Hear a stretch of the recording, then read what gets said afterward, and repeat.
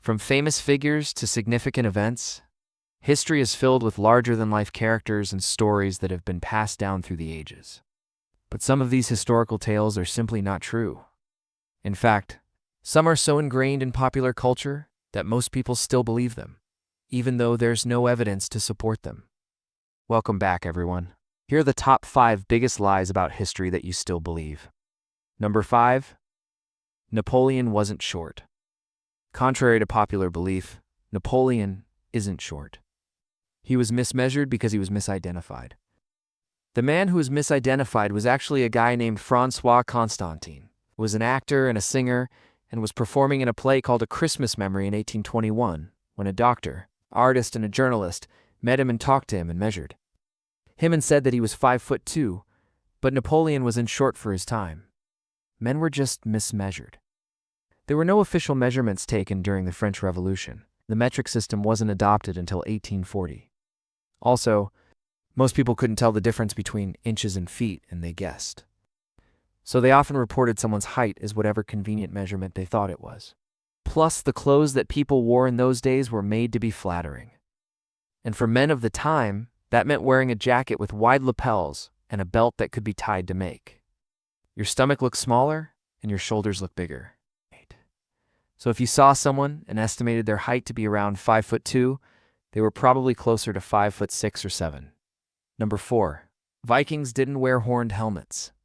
The idea of Vikings wearing horned helmets likely came about because of a misinterpretation of a 19th century drawing by Danish artist and author of the Northern Antiquities, Louis Bobek. The drawing depicts a horned helmet, but it's actually more of a ceremonial headdress that has no practical use in battle. In fact, archaeologists have never uncovered any evidence of Vikings wearing horned helmets, and it makes sense why they wouldn't. A horned helmet would have been extremely impractical in battle. The horns would have made it difficult to move around in, and they would have been heavy and cumbersome. Plus, they would have made a loud, obvious noise while stomping around, giving away the wearer's position to their enemies instead. Archaeological evidence suggests that Vikings likely wore simple leather helmets with a nose guard to protect their faces from the cold and from battle injuries. No. 3. Einstein wasn't a bad student. Einstein was actually a very good student throughout most of his education. He excelled at math and science from a young age, and was described as a voracious reader who was well liked by his teachers. However, despite his academic success, he did have some run-ins with authority, which led to his expulsion from 2 schools. The first was the Swiss Federal Polytechnic, where he was accused of being lazy and irresponsible after falling asleep in class.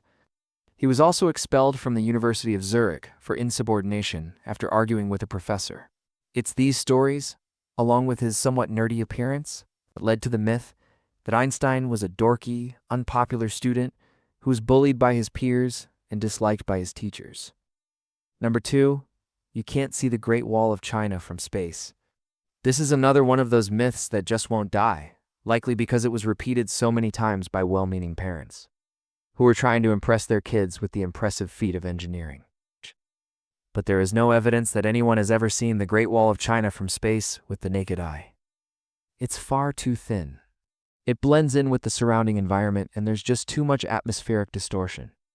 In 2012, an astronaut aboard the International Space Station took a photo of the alleged location of the Great Wall of China and admitted that it was a disappointing photo because all you could see was a thin line cutting across the landscape, and no one, Cleopatra, was an Egyptian. Despite being one of the most iconic rulers in ancient Egyptian history, Cleopatra wasn't Egyptian at all. She was Greek. Her family, the Ptolemies, were a dynasty of Greek kings and queens who ruled over Egypt for almost 300 years after the death of Alexander the Great. Cleopatra was born in the Egyptian city of Alexandria, which was founded by Alexander in 331 BC and quickly became a center of Greek culture. Although Cleopatra did learn to speak Egyptian, she didn't identify as Egyptian, and she didn't worship the Egyptian gods. Instead, she followed the Greek religion, and she modeled herself after Greek goddesses like Aphrodite and Athena. Even her love affairs were a way of strengthening ties with Greek kingdoms. She had relationships with 2 of her brothers, and after they died, she had relationships with 2 Roman generals, Julius Caesar and Mark Antony, whose alliance with Cleopatra gave her control of the eastern Mediterranean. In fact, it was only after Cleopatra's death that Egypt became part of the Roman Empire. Thank you for watching. Which of these historical lies did you think was the biggest? Let me know in the comments below. And if you enjoyed this video, don't forget to subscribe.